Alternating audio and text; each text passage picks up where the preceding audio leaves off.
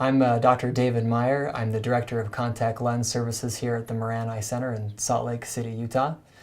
And today we're going to go through how to calculate a glasses prescription for a patient, and then based on that, how to properly fit a contact lens to that patient.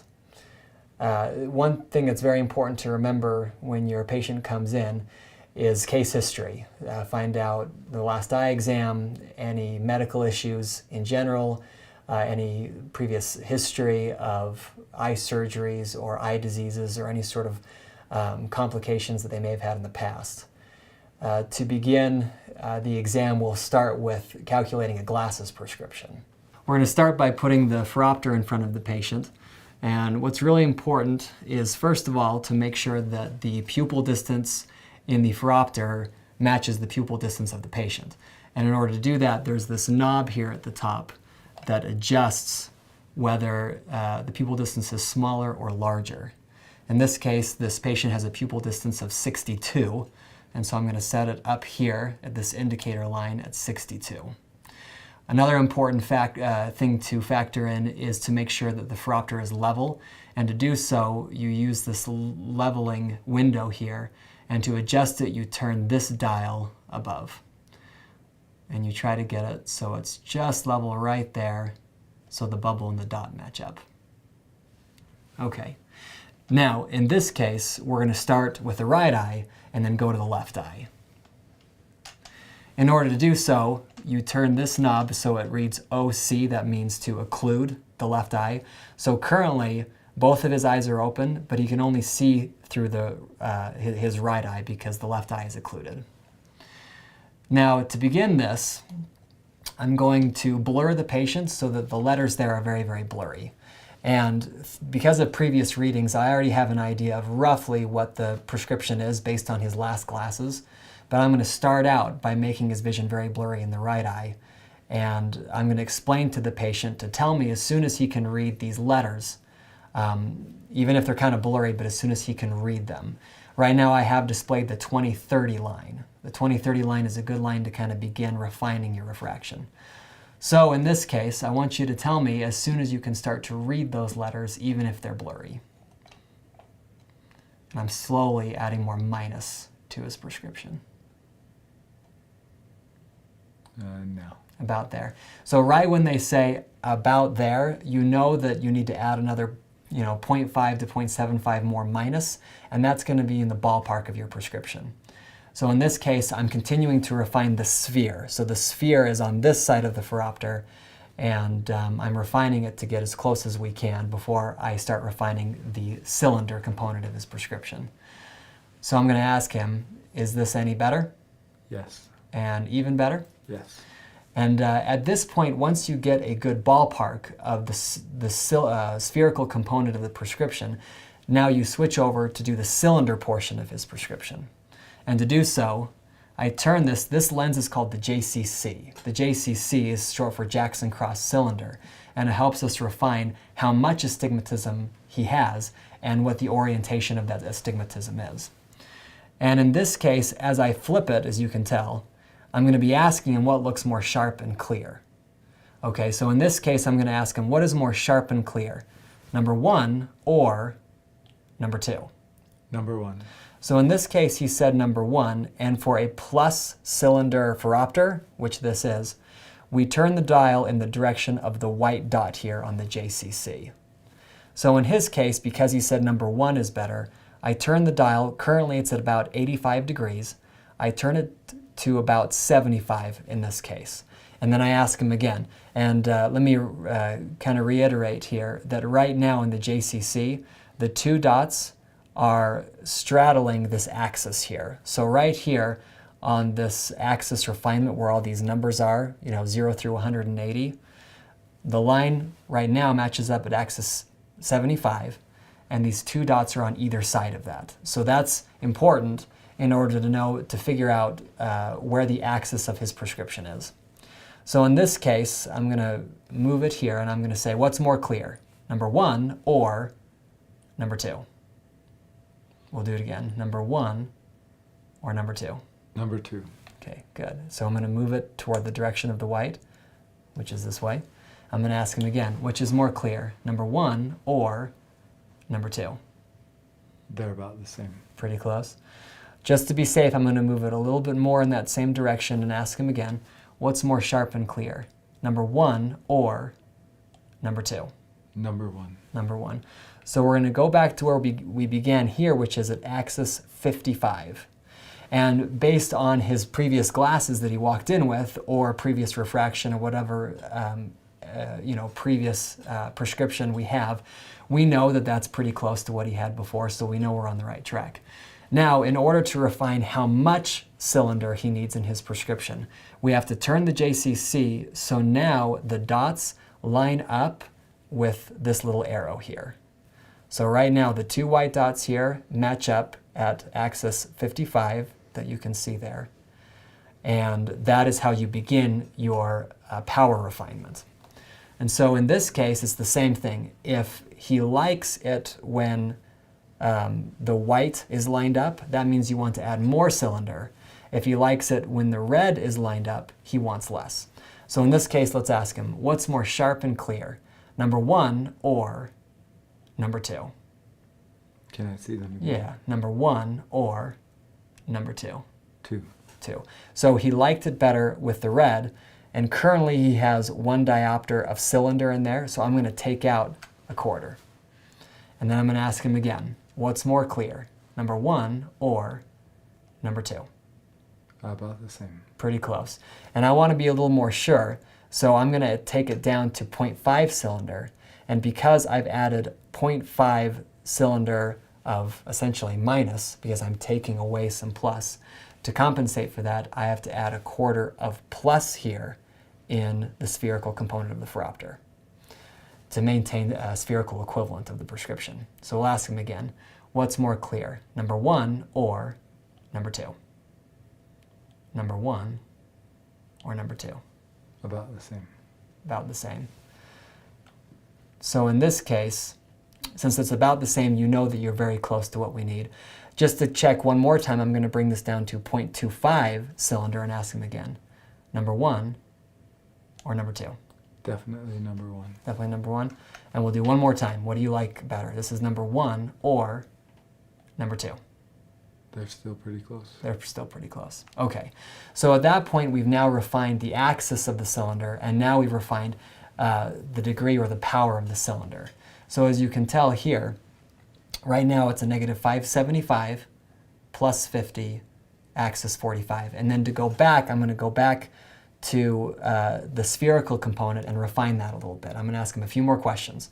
What looks more sharp and clear? Number 1 or number 2? 2. Okay.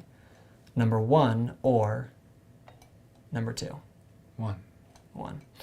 Okay, now there are other means by which you can make sure that you haven't over-minused or over-plussed the patient.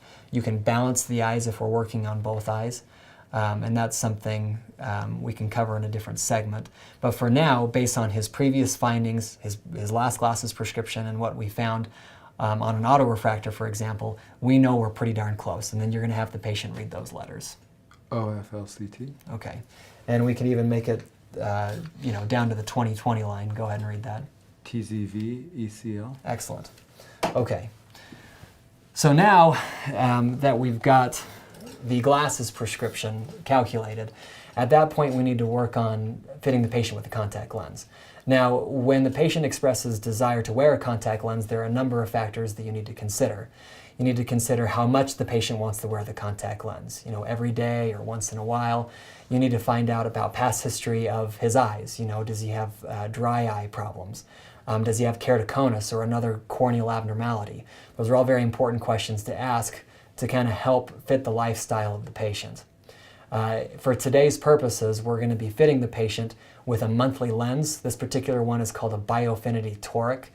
It's a lens where you take it out at night and put it in the morning, and after 1 month you throw it away. But we're going to go through and show how to put it on a patient's eyes, how to assess it, and how to get the best vision out of it. Now, one thing that's very important is when you calculate a glasses prescription, remember that that is almost always different than a contact lens prescription. The reason why is because the optical surface of glasses sits out, on average, about 12 millimeters from the front surface of an eye, whereas a contact lens rests directly on the eye. So that changes the optics. So be sure you use a vertex calculator to determine the correct prescription for a contact lens. For example, for this patient, the spherical equivalent of his prescription is a negative 5.75. If you put that in a vertex calculator, what that would give you is that the proper contact lens would be a negative 5.5. Now, in today's purposes, we're going to put a toric contact lens on his eye for demonstration purposes only. And before we do that, it's very important that you get some sort of keratometry reading, whether manual keratometry, automated, or even a topography. Any of those will help determine which base curve and diameter would be best suited for the patient. So for today's purposes, like I said, we're going to be fitting the patient with a biofinity toric contact lens. And when you take it out of the blister pack, it's important to make sure that the contact lens is not inside out. And the best way to tell is to kind of hold it up against the light. And if you look at the edge of the contact lens, the edges should point straight up toward the ceiling like a bowl. If you look at it and the edges are kind of flared out or splayed out or they're kind of flattened out, that usually means it's inside out. Now, that usually doesn't cause a lot of problems, but it can cause some discomfort for the patient, so make sure that the contact lens is not inside out. Now, I've put the contact lens on the edge of my finger, and contact lenses typically stick to the surface that is wetter. And so try to make sure that your finger is nice and dry so that the contact lens will stick on the patient's eye instead of your finger. Now, to do so, I'm going to have the patient lean back and look up high toward the ceiling. And very gently, I'm going to pull down on the lower lid and pull up on the upper lid. And as he looks up high, I'm going to first place it close to the lower limbus of his cornea, like so. Now have the patient look down toward the floor, because when you look down toward the floor, it has a tendency to help center the contact lens. And make sure that the patient blinks normally to help center the contact lens even more.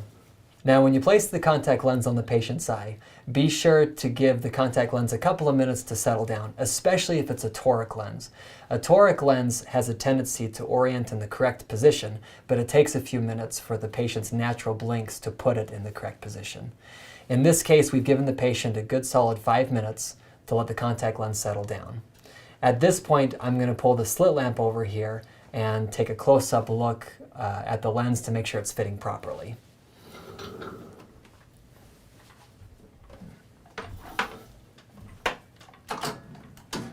Okay, come on forward, put your chin down there and your forehead resting forward.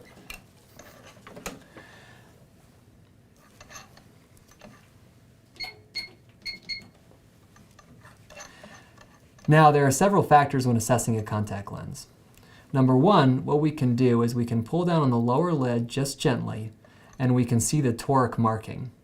In this particular brand of contact lens, the toric marking should be ideally at 6 o'clock. As you can see here, the contact lens is about 10 degrees to the left. So it's rotating a little bit temporally. As you assess this, have the patient blink normally. And as he blinks, you can see the movement of the contact lens. Now, ideally, you would like the contact lens to move a little bit, maybe 0.1 to 0.2 millimeters, but not too much, because if it's too much, then it'll be uncomfortable. Blink. Another important thing is to make sure there's full limbal coverage and that the contact lens extends beyond the limbus onto the conjunctiva and it's not rubbing against the limbus. Okay.